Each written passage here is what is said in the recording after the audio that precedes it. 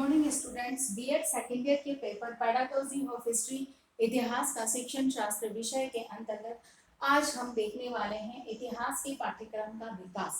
एक इतिहास पाठ्यक्रम का जो अगर निर्माण किया जाता है तो उसके निर्माण के लिए किन बातों को ध्यान में रखा जाता है।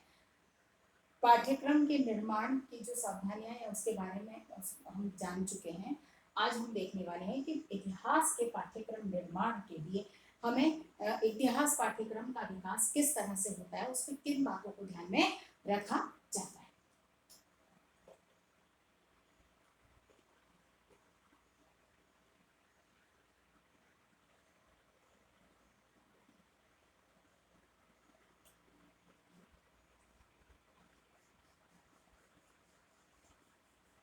सबसे पहली चीज इसमें आती है वह आती है कि किस कक्षा के लिए तैयार किया जा रहा है। किस कक्षा के लिए तैयार किया जा रहा है। ठीक है ना।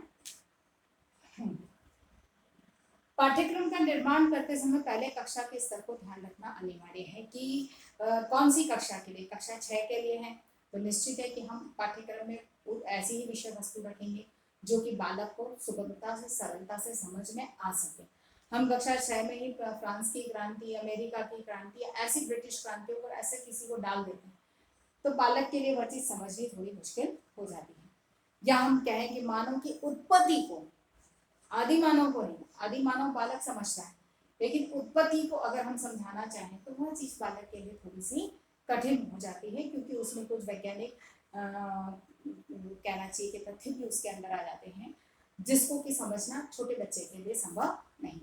अर्थात कि कक्षा को ध्यान में रखते हुए तय किया जाना चाहिए कि इतिहास का पाठ्यक्रम क्या होना चाहिए, या बालक के स्तर को ध्यान में रखकर पाठ्यक्रम का निर्धारण किया जाना चाहिए। दूसरी बात है छात्रों का पूर्व ज्ञान।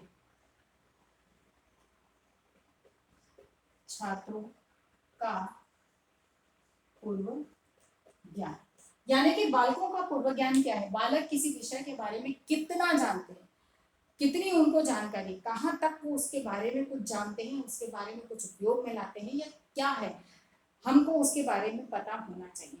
क्योंकि हम पूर्व ज्ञान के आधार पर ही नवीन ज्ञान को बालक से जोड़ पाते हैं।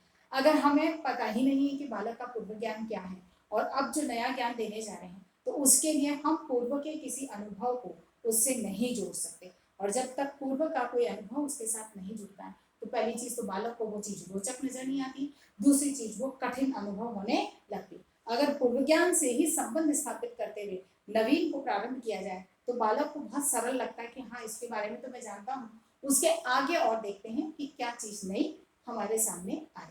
इसीलिए पूर्व ज्ञान का पता होना बहुत अनिवार्य है। दूसरी चीज यहाँ पर, तीसरी बात यहाँ पर आती है कि बालक की व्यक्तिगत भिन्नताओं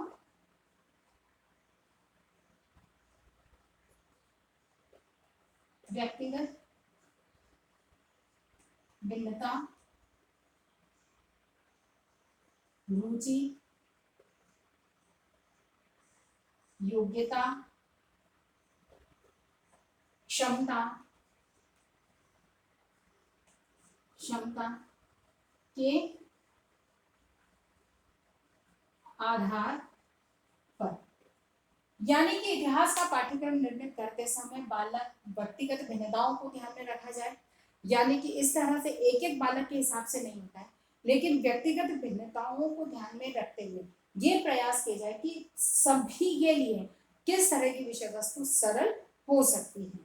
तो व्यक्तिगत भिन्नताएं, बालकों की रुचि, योग्यता और क्षमता के आधार पर पाठ्यक्रम का निर्धारण होता है। पाठ्यक्रम के अंतर्गत बहुत सारी चीजें आती, खाली विषय वस्तु ही नहीं आती है, उसमें शिक्षण विधियां भी आती है, मूल्यांकन विधियां भी आती है, उसमें गतिविधियां भी आती है। तो ऐसे में ये पाठ्यक्रम का निर्धारण करते समय बालकों को ध्यान में रखा जाना चाहिए, जिससे कि वह बालक के लिए सरल, सुगम और रोचक विषय वस्तु बन सके, रोचक पाठ बन सके। फिर बाद में है सामाजिक, वैश्विक और दार्शनिक दृष्टिकोण।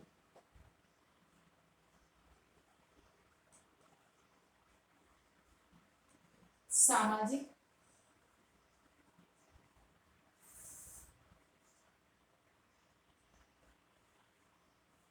सामाजिक, वैश्विक व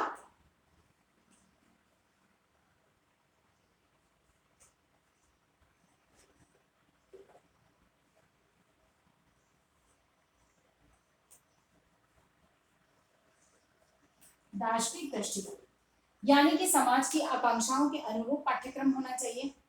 वैश्विक दृष्टिकोण को ध्यान में रखा जाए कि वैश्विक स्तर पर किस प्रकार की आवश्यकताएं होती हैं, किस प्रकार के गुणों की आवश्यकता है, किस प्रकार की जानकारियों का एक बालक को होना अनिवार्य है, उनको उसमें सम्मिलित किया जाए। और दार्शनिक चिंतन और क्षमताओं के विकास के दृष्टिकोण से पाठ्यक्रम की रूपरेखा को तैयार किया जाना चाहिए। अर्थात इतिहास के पाठ्यक्रम का विकास करते समय इस बात को ध्यान में रखा जाए कि जहां समाज की आकांक्षाओं अपेक्षाओं को पूर्ण किया जाए, वहीं पर वैश्विक और दार्शनिक दृष्टिकोणों के विकास में भी बालक को सहयोग मिल सके या उनका विकास भी हो सके, जिससे कि बालक कहना चाहिए कि वैश्विक स्तर पर जो वैश्विक समुदाय है उसके साथ में कदम से कदम मिलाकर चल सके, कहीं अनुभव ये न करे कि हम उनसे पिछड़ रहे हैं। इसीलिए वैश्विक और दार्शनिक दृष्टिकोण का होना भी अनिवार्य है। अगली बात जो इसमें आती है कि पाठ्यक्रम का प्रकार या विषय वस्तु का प्रकार में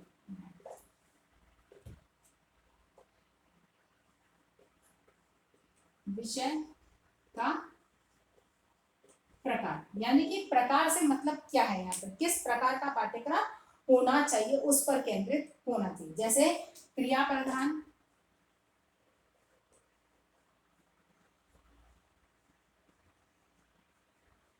क्रिया प्रधान, हस्तशिल्प,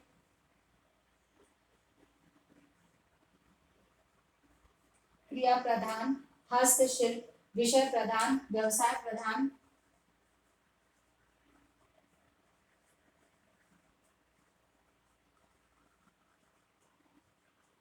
व्यवसाय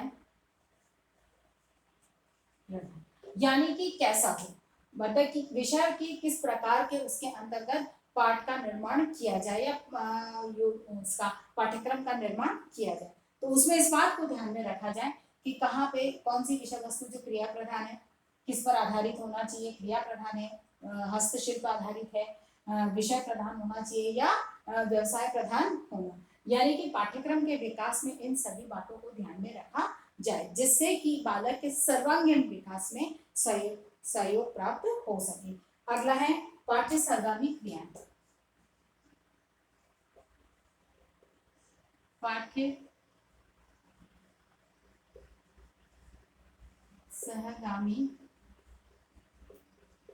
क्रियाएं, पाठ्य सहगामी क्रियाएं भी यहाँ पर सम्मिलित होनी चाहिए। केवल एक कहना चाहिए कि बौद्धिक विकास ही नहीं, अन्य विकास भी बालक के सभी क्षेत्रों के विकास होने चाहिए। इसीलिए पाठ्य सहगामी क्रियाएं जो कि चाहे उस विषय वस्तु को आगे बढ़ाने में, सीखने में, अधिगम में, चाहे बालक के व्यवहारिक ज्ञान को जो विषय वस्तु समझाई गई है, बताई गई है, उसको व्यवहारिक स्वरूप प्रदान करने में ये पाठ्य सहगामी क्रियाएं जो है वो बहुत कारगर होती है। इसीलिए पाठ्यक्रम का जब विकास किया जाता है तब इन पाठ्य सहगामी क्रियाओं का भी पूरी तरह से उसमें स्थान दिया जाना चाहिए। इसीलिए इतिहास पाठ्यक्रम के निर्माण में, क्योंकि यहाँ पर जहाँ रोचकता बनाने के लिए हमने विविध प्रकारों का प्रयोग किया, वहीं पर पाठ्य सहगामी क्रियाओं का भी होना अनिवार्य है।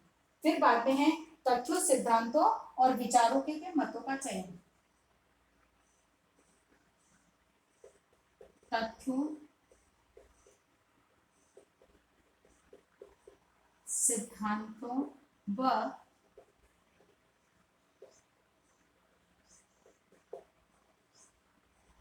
विचारकों के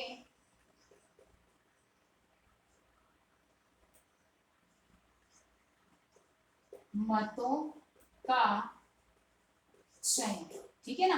पाठ्यक्रम को रोचक प्रभावी बनाने के लिए अनिवार्य है कि जहां पर मनोवैज्ञानिक सिद्धांतों हैं, जो तथ्य हैं, एक तो पहली चीज तो जो इतिहास के सत्य तथ्य हैं, प्रमाणित तथ्य हैं, उनको स्थान दिया जाए। फिर बाद में मनोवैज्ञानिक सिद्धांतों का पालन किया जाए, जैसे कि सरल से कठिन है, ज्ञात से अज्ञात है, ऐसे जो सिद्धांत है उनका पालन किया जाए। सीखने के जो सिद्धांत दिए गए हैं उनको ध्यान में रखते हुए बालक को मतलब उस सिद्धांतों के आधार पर पाठ्यक्रम का निर्धारण किया जाए, फिर वहीं पर विचारकों के मतों को भी उचित स्थान प्रदान किया जाए, जिससे कि बालक की एक दार्शनिक चिंतन प्रक्रिया को दिशा मिल सके, कि पता एक विचारकों के विचारों के अनुसार उनके चिंतन से, उनकी जो विषय से संबंधित जो उनकी विचारधाराएं हैं, ये विषय के प्रति जो एक महत्वपूर्ण जानकारियां हैं, उनके माध्यम से हमको सुगमता पूर्वक बालक तक पहुंचाई जा सकती है। इसीलिए इनका पाठ्यक्रम में के निर्माण में, उनके विकास में इनका सम्मिलित होना अनिवार्य और अंतिम है अंतर वस्तु में क्रम निर्धारण।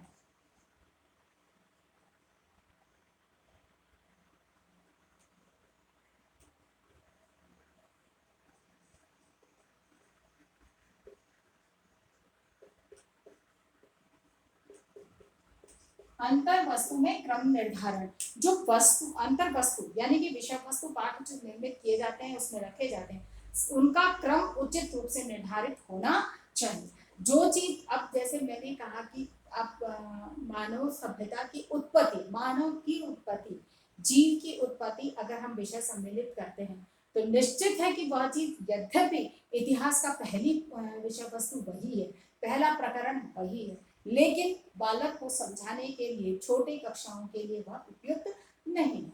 बड़ी कक्षाओं में आकर भी अगर हम 8वीं 9वीं 10वीं के बच्चे के लिए भी लेते हैं, तो हम पहले ही पाठ के रूप में उसको नहीं ले सकते।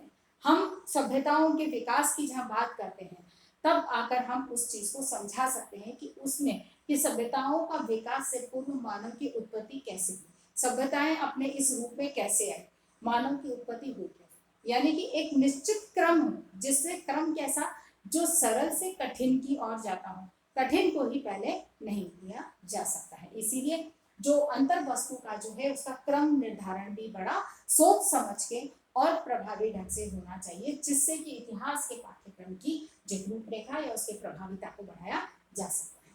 आशा करती हूँ कि मेरी आज की बात समझ में आई होगी। तो इसी के आधार पर आपको ये प्रश्न करना है कि इतिहास के पाठ्यक्रम का विकास किन आधारों पर किया जाता है।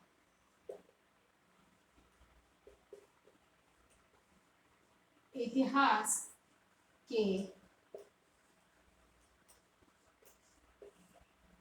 पाठ्यक्रम के विकास की प्रमुख बातों को स्पष्ट कीजिए। अपनी बात को समाप्त करने से पहले कोविड-19 की इस महामारी के दौर में अपने आप को सुरक्षित रखें, सरकार के द्वारा दी गई गाइडलाइन का सख्ती से पालन करें, घर से बाहर ना निकलें, बहुत अधिक आवश्यकता होने पर अगर निकल रहे हैं तो मुंह पर डबल मास्क लगाएं, सोशल डिस्टेंसिंग का पालन कर रहे, अपने हाथों को सैनिटाइज करते रहें। स्वस्थ रहें, सुरक्षित रहें। धन्यवाद।